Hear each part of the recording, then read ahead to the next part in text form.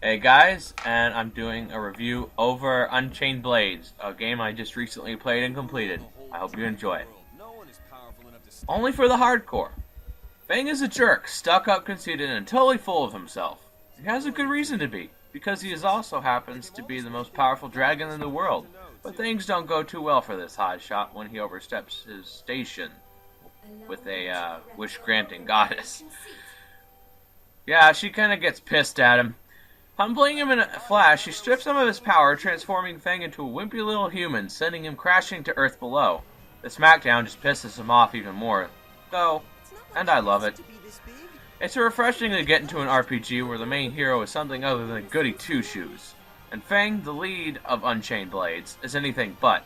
He's an entirely selfish jerk, and his motivation for going on this adventure isn't something nice like saving the world. No, he's out for pure revenge against this goddess.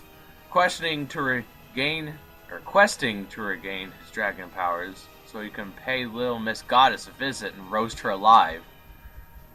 Yeah, she was kind of a bitch to him, even though he kind of challenged her, and you know what happens when you challenge the gods, usually.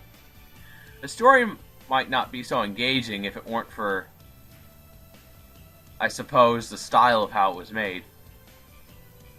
But the voice acting seals the deal even further, because the voice acting is pretty good. Even though most of it is text-based, you look forward to getting to the next scene where it's actually voiced. And you'll need that motivation to keep going too, because the actual gameplay of Unchained Blades is brutally difficult. I say this because it is a grind-intensive dungeon crawler. You'll need tons of patience, perseverance, and basically hacking away at foes again and again to raise your strength, even to have a chance of moving forward in the story.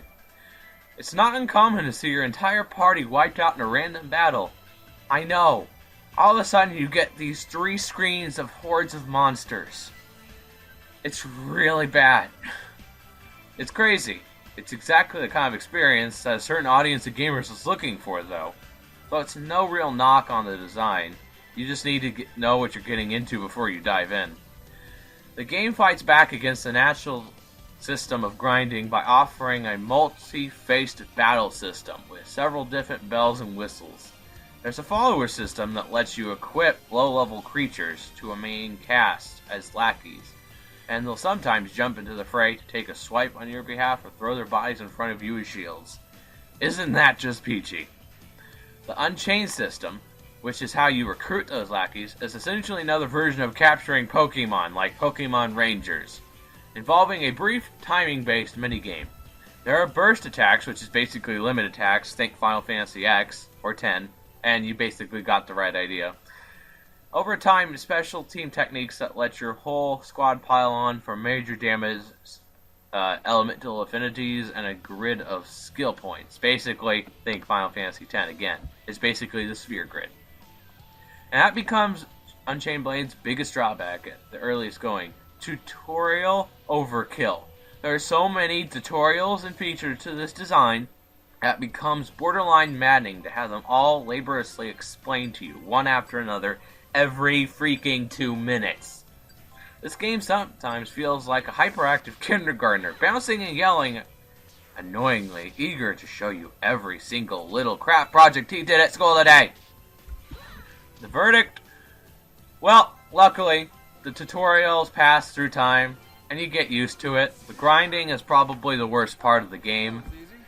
Although, the worst part for me was the incredible motion sickness from going from this 3D environment, first-person dungeon crawler, to looking up at the real world and you're thinking, where the hell did I go?